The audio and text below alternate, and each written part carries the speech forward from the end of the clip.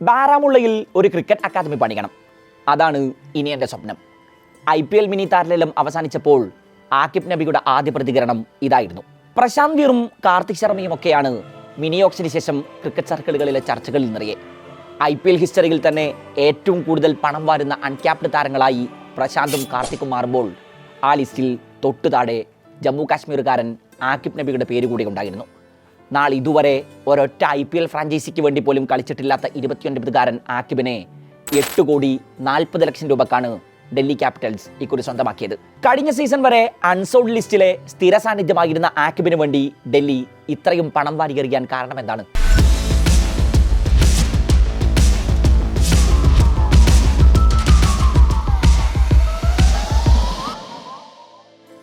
IPLൽ ഫ്രാഞ്ചൈസികളുടെ philosophy മാറ്റമാണ് ഇപ്പോൾ cricket സർക്കിളുകളിലെ സുപ്രധാന ചർച്ചകളിൽ ഒന്ന്.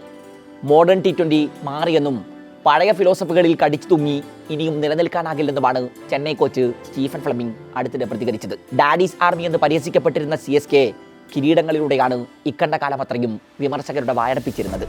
എന്നാൽ അനുഭവ സമ്പത്തിനേക്കാൾ മറ്റു പലതും T20യിൽ വർക്കാകുന്നു എന്നിപ്പോൾ തുറന്നു സമ്മതിക്കുന്നുണ്ട് ചെന്നൈ മാനേജ്മെന്റ്. ഈ ബോധ്യം ഏറെക്കുറെ എല്ലാ ടീമുകൾക്കും ഉണ്ടായിട്ടുണ്ട്. അതുകൊണ്ടാണ് സ്കൗട്ടിംഗ് സംഘങ്ങൾ നന്നായി ഹോംവർക്ക് ചെയ്ത് യങ് ടാലന്റുകൾക്ക് പിറകെ പോയത്.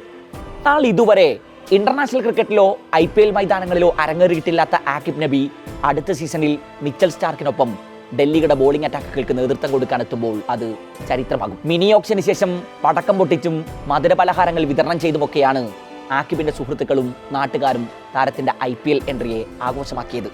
ഇതോടെ 19ാം സീസണിൽ IPL കളിക്കാനെത്തുന്ന 4ാമത്തെ കശ്മീരി താരമാകും ആകിബ്. നേരത്തെ കൊൽക്കത്ത ഉമ്രാൻ മാലിക്കിനെയും ലഖ്നൗ അബ്ദുൾ സമദിനെയും രാജസ്ഥാൻ യുധവീർ സിംഗിനെയും റിട്ടൈൻ ചെയ്തിരുന്നു. കഴിഞ്ഞ കുറേ സീസണുകളിലായി ലേലത്തിന് രജിസ്റ്റർ ചെയ്യാറുണ്ടെങ്കിലും ഒരൊറ്റ ഫ്രാഞ്ചൈസി പോലും ആകിബിനായി മുന്നോട്ട് വന്നിരുന്നില്ല. എന്നാൽ ഇക്കുറി 4 ടീമുകളാണ് ഓപ്ഷനിൽ 29കാരനായി രംഗത്തെത്തിയത്. രാജസ്ഥാൻ റോയൽസും ഡൽഹിയും തമ്മിലായിരുന്നു പ്രധാന യുദ്ധം. RCBയും സൺറൈസേഴ്സ് ഹൈദരാബാദും ഒക്കെ ആ ബിഡിംഗ് വാറിൽ പങ്കെടുത്തു. ഒടുക്കം 30 ലക്ഷം മാത്രം അടിസ്ഥാന വിലയുണ്ടായിരുന്ന ആകിബിന്റെ മൂല്യം 8 കോടിയും കടന്ന് സഞ്ചരിച്ചു. ഡൽഹിയുടെ പ്ലാനിൽ നേരത്തെ തന്നെ ആകിബ് ഉണ്ടായിരുന്നു. ഒടുക്കം ബേസ് പ്രൈസിനേക്കാൾ 28 മടങ്ങ് അധികം നൽകി അവർ തന്നെ അയാളെ റാഞ്ചുന്നു.